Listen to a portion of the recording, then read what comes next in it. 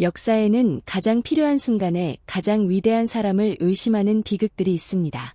나라가 위기에 처했을 때 그 위기를 구할 수 있는 사람을 오히려 짓밟은 어리석음. 그 어리석음이 얼마나 많은 것을 잃게 하는지를 우리는 역사를 통해 반복해서 배웁니다. 그런데 배우고도 잊어버립니다. 조선의 선조와 이순신의 이야기가 바로 그런 이야기입니다. 이순신 장군은 우리 역사에서 가장 위대한 영웅 중 한 명입니다. 임진왜란이라는 국가 존망의 위기에서 조선을 구한 인물. 13척의 배로 133척의 적선을 막아낸 명량해전의 기적. 거북선을 창제하고 하객진을 펼치며 연전연승을 거둔 전략가. 우리는 이순신을 그렇게 기억합니다. 그런데 그 위대한 이순신을 선조는 의심하고 견제했습니다. 한 번도 아니었습니다. 파직하고 옥에 가두었습니다. 죽이려 했습니다. 명량해전의 기적은 이순신이 선조에 의해 파직되고 원균으로 교체된 이후 원균이 이끄는 조선 수군이 7,000량에서 전멸한 뒤 이루어진 것이었습니다. 이순신이 없는 동안 조선 수군이 얼마나 무너졌는지가 이순신의 위대함을 역설적으로 증명했습니다. 오늘 우리가 이야기하려는 것은 선조가 왜 이순신을 의심했는가 하는 것입니다. 단순히 선조가 어리석었기 때문일까요? 아니면 그 의심 뒤에는 우리가 주목하지 않았던 더 복잡한 이유들이 있었을까요? 그 이유들을 하나씩 들여다보면 선조라는 왕의 내면이 보입니다. 그리고 그 내면이 얼마나 많은 비극을 만들어냈는지가 보입니다. 이야기를 시작하기 전에 먼저 선조라는 왕이 어떤 인물이었는지를 살펴봐야 합니다. 선조는 1567년에 왕위에 올랐습니다. 명종의 뒤를 이었는데 명종의 직계 후손이 아니었습니다. 반계였습니다. 왕의 아들이 아니라 왕의 조카뻘 되는 인물이 왕이 된 것이었습니다. 조선 역사에서 처음으로 반계 혈통이 왕위에 오른 사례였습니다. 그 출발점이 선조를 평생 불안하게 만들었습니다. 나는 왕이 될 자격이 있는 사람인가? 신하들이 진심으로 나를 따르는 것인가? 이 불안이 선조의 내면 깊은 곳에 자리 잡았습니다. 그리고 그 불안이 뛰어난 인물들에 대한 경계심으로 표출되었습니다. 자신보다 뛰어난 사람이 나타나면 기뻐하기보다 두려워했습니다. 그 사람이 자신의 자리를 위협할 수 있다는 두려움이었습니다. 선조 시절 이미 그 경향이 드러났습니다. 율곡, 이이 같은 탁월한 학자가 있었지만 선조는 그를 충분히 활용하지 않았습니다. 당쟁이 격화될 때 이이는 어느 한편을 들지 말고 통합해야 한다고 주장했지만 선조는 그 조언을 제대로 받아들이지 않았습니다. 뛰어난 신하의 말을 듣는 것이 자신의 부족함을 인정하는 것처럼 느껴졌는지도 모릅니다. 임진왜란이 일어나기 전 선조는 전쟁 대비에 소홀했습니다.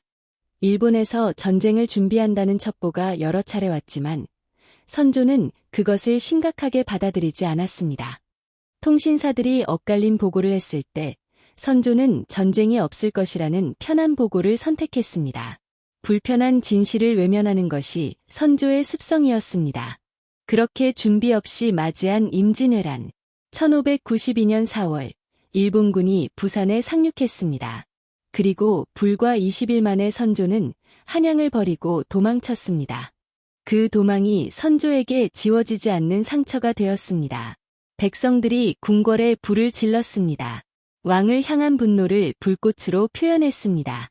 그 불꽃이 선조의 자존심을 태웠습니다. 의주까지 도망친 선조. 그 비참한 피난길에서 선조가 느꼈을 감정들을 생각해 보십시오. 수치심, 두려움, 무력감, 그리고 자신이 왕으로서 얼마나 부족한지에 대한 처절한 자각. 그 감정들이 선조를 더욱 뒤틀리게 만들었습니다. 그런데 그 피난길에서 조선의 수군이 이순신 장군의 지휘 아래 연전연승을 거두고 있었습니다. 옥포해전, 하포해전, 적진포해전. 이순신은 데뷔 전부터 압도적인 승리를 거두었습니다. 왜군의 수군을 격파하고 재해권을 장악했습니다. 그것이 왜군의 보급로를 끊었고 육지에서의 전쟁 양상에도 영향을 미쳤습니다. 선조는 그 소식을 들었습니다. 자신이 도망치는 동안 이순신이 싸우고 있었습니다. 자신이 백성들에게 비난받는 동안 이순신은 영웅이 되어가고 있었습니다. 그 대비가 선조에게 어떻게 받아들여졌을까요? 기쁨이었을까요? 안도였을까요? 물론 기쁨과 안도도 있었을 것입니다. 나라가 위기에서 조금씩 벗어나고 있다는 것이 반가웠을 것입니다. 그러나 그 기쁨과 안도 뒤에 다른 감정이 자라났습니다. 불편함이었습니다. 이순신의 공이 커질수록, 이순신의 이름이 백성들 사이에서 높아질수록 선조는 불편해졌습니다. 왜 불편했을까요? 선조의 도망과 이순신의 활약이 너무도 극명하게 대비되었기 때문이었습니다. 백성들은 알고 있었습니다. 왕은 도망쳤지만 장군은 싸웠다는 것을. 왕은 백성을 버렸지만 장군은 나라를 지켰다는 것을. 그 인식이 선조에게는 견디기 어려운 것이었습니다. 반개혈통으로 왕이 되었을 때부터 시작된 정통성에 대한 불안, 도망침으로써 더욱 깊어진 자존심의 상처. 그 두 가지가 결합하여 이순신에 대한 의심의 씨앗이 되었습니다. 이순신에 대한 선조의 의심이 구체적으로 드러난 것은 전쟁이 어느 정도 안정된 이후였습니다. 명나라 군대가 참전하면서 전세가 바뀌었고 일본군과의 협상이 진행되었습니다. 그 시기에 이순신은 삼도 수군 통제사가 되어 조선 수군 전체를 지휘하게 되었습니다. 그 권한이 엄청났습니다. 선조의 주변에는 이순신을 모함하는 사람들이 있었습니다. 원균이 그 대표적인 인물이었습니다. 원균은 이순신과 오랫동안 갈등 관계에 있었습니다. 경상도 수군을 지휘하던 원균은 전쟁 초기 이순신의 도움을 받았지만 이후 이순신과의 관계가 나빠졌습니다. 공적을 두고 다투었고 서로를 비난하는 문서들이 오갔습니다. 원균은 이순신을 조정에 모함했습니다. 이순신이 왕명을 거역했다고, 이순신이 전투에 소극적이라고, 이순신이 적에게 빌미를 주고 있다고. 그 모함들이 선조의 귀에 들어갔습니다. 그리고 선조는 그 모함을 믿었습니다. 왜 선조는 원균의 모함을 믿었을까요? 단순히 원균이 교묘하게 거짓말을 했기 때문일까요? 아니었습니다. 선조가 그 모함을 믿고 싶었기 때문이었습니다. 이순신에 대한 불편함이 이미 있었기에 그 불편함을 정당화해줄 이유를 찾고 싶었습니다. 원균의 모함이 그 이유를 제공했습니다. 이것이 선조가 이순신을 의심한 첫 번째 이유였습니다. 이순신의 탁월함이 선조의 무능함을 부각시켰습니다. 그 심리적 불편함이 의심의 토대가 되었습니다. 위대한 신하를 가진 왕이 그 위대함을 기뻐하기보다 두려워했습니다. 그 두려움이 의심이 되었고 그 의심이 재앙이 되었습니다. 선조가 이순신을 의심한 두 번째 이유는 정치적 맥락에 있었습니다. 임진왜란이 일어났을 당시 조선의 조정은 동인과 서인이 극렬하게 대립하고 있었습니다. 당쟁이 모든 것을 뒤덮고 있었습니다. 그런데 이순신은 어느 붕당과도 가까이 하지 않았습니다. 당파에 얽매이지 않고 오직 나라와 백성을 위해 싸웠습니다. 그것이 이순신의 위대함이었습니다. 그러나 당파 정치의 맥락에서 보면 이순신이 어느 편도 아니라는 것이 오히려 문제가 되었습니다. 조정의 신하들은 이순신을 자신들의 편으로 만들려 했습니다. 이순신이 자신들의 편이 되면 그 공적이 자신들의 정치적 자산이 되었습니다. 반대로 이순신이 상대편의 편이 되면 위협이 되었습니다. 이순신은 그 어느 편도 되지 않았습니다. 그것이 양쪽 모두를 불편하게 만들었습니다. 그리고 결국 어느 쪽의 확실한 지지도 받지 못하는 상황이 만들어졌습니다. 왕의 총애를 받으려면 당파의 지지가 필요했던 시대에 이순신은 홀로 서 있었습니다. 선조가 이순신을 의심한 세 번째 이유는 이순신의 독자성이었습니다. 이순신은 자신이 옳다고 판단하면 왕명도 거부했습니다. 그 유명한 사건이 있었습니다. 1597년 선조는 이순신에게 일본 장수가토 기요마사가 바다를 건너올 것이니 유격하라는 명령을 내렸습니다. 그런데 이순신은 그 명령을 따르지 않았습니다. 이순신이 왕명을 거역한 것이었습니다. 이순신이 보기에 그 첩보는 적의 유인책이었습니다. 바다 상황을 파악하지 못한 상태에서 무작정 출동하면 함대가 위험에 빠질 수 있었습니다. 이순신은 그 판단에 따라 움직이지 않았습니다. 그리고 그 판단은 옳았습니다. 그것은 적의 함정이었습니다. 그러나 선조의 관점에서 보면 달랐습니다. 왕이 명령을 내렸는데 신하가 그것을 거부했습니다. 그것도 전쟁 중에 군사지휘관이 왕명을 거역했습니다. 이것은 단순한 의견 차이가 아니었습니다. 왕권에 대한 도전으로 받아들여질 수 있었습니다. 선조는 그것을 용납할 수 없었습니다. 반개혈통으로 왕이 된 이후 평생 왕권의 정통성에 불안을 느꼈던 선조에게 신하가 왕명을 거역하는 것은 참을 수 없는 일이었습니다. 하물며 그 신하가 백성들에게 영웅으로 추앙받는 이순신이었습니다. 선조는 이순신을 파직했습니다. 그리고 삼도수군 통제사 자리를 원균에게 넘겼습니다. 그 결정이 얼마나 위험한 것인지 일부 신하들은 알았습니다. 류성룡은 이순신을 변호했습니다. 이순신이 없으면 수군이 위험해진다고 간언했습니다. 그러나 선조는 듣지 않았습니다. 원균이 삼도수군 통제사가 된 이후 어떻게 되었는지는 역사가 말해줍니다. 1597년 칠천량 해전에서 조선 수군이 전멸했습니다. 원균 자신도 그 해전에서 전사했습니다. 이순신이 10년 넘게 키워온 조선 수군이 하루아침에 사라졌습니다. 그 참패가 일어나자 선조는 이순신을 다시 불러들였습니다. 백의종군 중이던 이순신이 다시 삼도수군 통제사가 되었습니다. 이순신이 돌아왔을 때 남은 것은 12척의 배였습니다. 아니, 정확히는 13척이었습니다. 그것으로 이순신은 명량에서 133척의 일본 수군을 막아냈습니다. 역사상 유례를 찾기 어려운 기적 같은 승리였습니다. 그 승리가 가능했던 것은 이순신의 천재적인 전략과 지휘 능력 때문이었습니다. 그리고 그 이순신을 파직하고 원균에게 자리를 넘긴 것이 선조였습니다.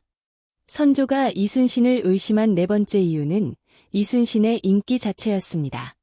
전쟁이 길어지면서 이순신의 이름은 조선 전체에 퍼졌습니다.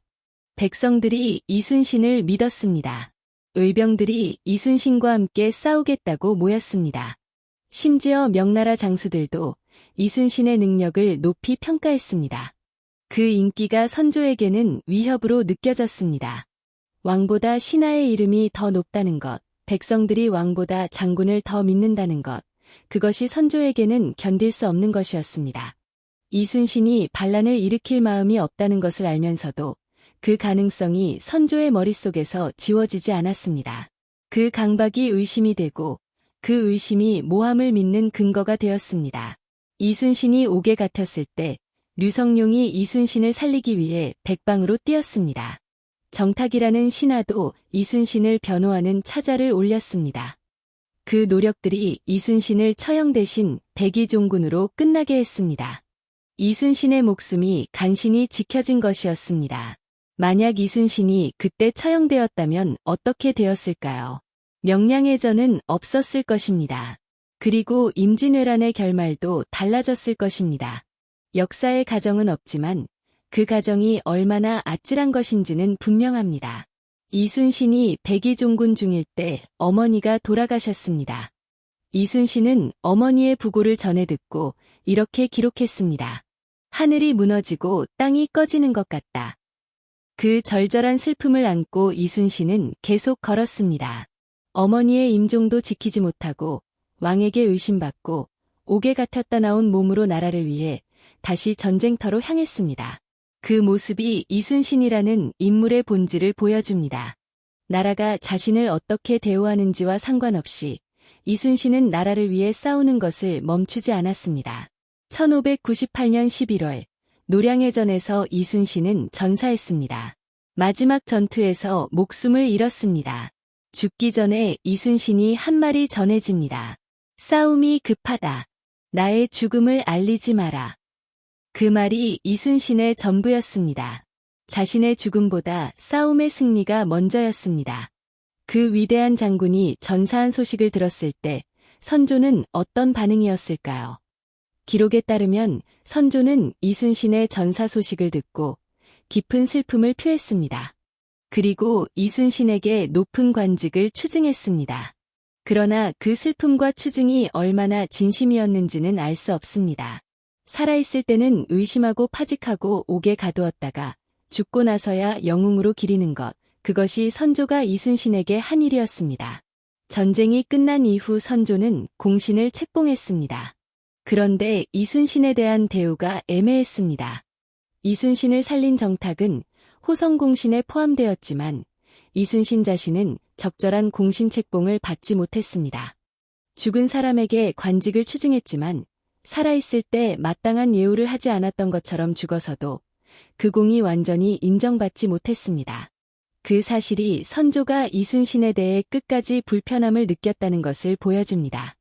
죽어서도 이순신의 공이 완전히 인정되면 그것은 자신이 이순신을 의심하고 파직한 것이 잘못이었다는 것을 인정하는 것이 되었습니다.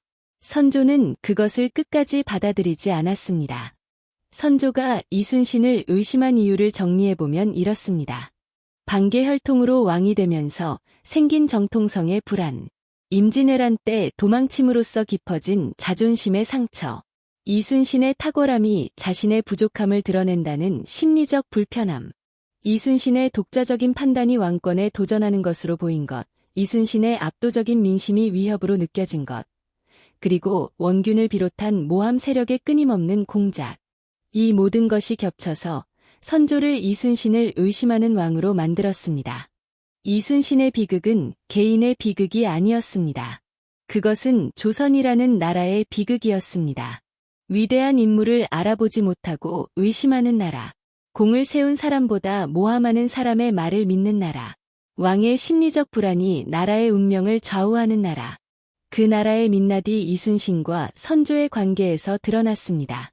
이순신의 난중일기에는 그 고통과 슬픔이 가득합니다. 나라를 위해 싸우면서도 왕에게 의심받고 백성들이 전쟁으로 고통받는 것을 보며 동료들의 배신을 목격하면서 이순신은 계속 기록했습니다. 그 기록이 오늘날까지 전해집니다.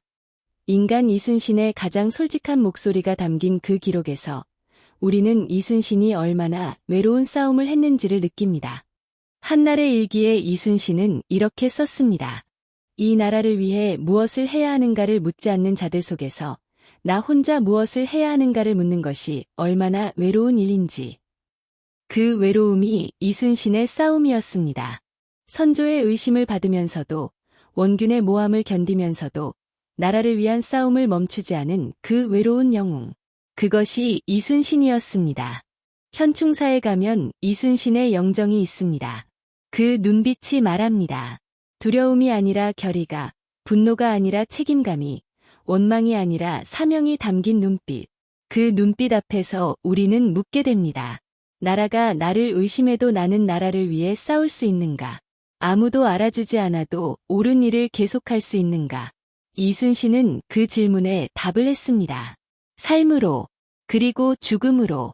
선조가 이순신을 의심한 이유가 무엇이든 이순신은 그 의심에 굴복하지 않았습니다. 그것이 이순신을 영웅으로 만든 것이었습니다. 그리고 그 영웅의 이야기가 수백 년이 지난 지금도 우리의 가슴을 울리는 이유입니다. 선조의 무덤은 서울 노원구에 있습니다. 목릉이라 불리는 그 무덤 앞에 서면 묘한 감정이 밀려옵니다.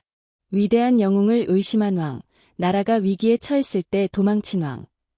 그러나 동시에 그 위기에서 나라가 살아남을 수 있었던 것은 그 왕의 나라에 이순신 같은 사람이 있었기 때문이었습니다. 그 역설이 조선이라는 나라의 본질을 보여줍니다. 역사는 언제나 두 가지를 동시에 보여줍니다. 선조의 어리석음과 이순신의 위대함. 그 두 가지가 같은 시대에 공존했습니다. 그리고 역사는 어느 쪽이 더 오래 기억될 것인지를 우리에게 보여줍니다. 이순신의 이름은 수백 년이 지나도 빛나고 선조는 그를 의심한 왕으로 기억됩니다. 역사의 판결은 언제나 공정합니다. 다만 그 판결이 내려질 때는 이미 너무 늦어버리는 경우가 많습니다. 그것이 역사의 가장 아픈 교훈입니다.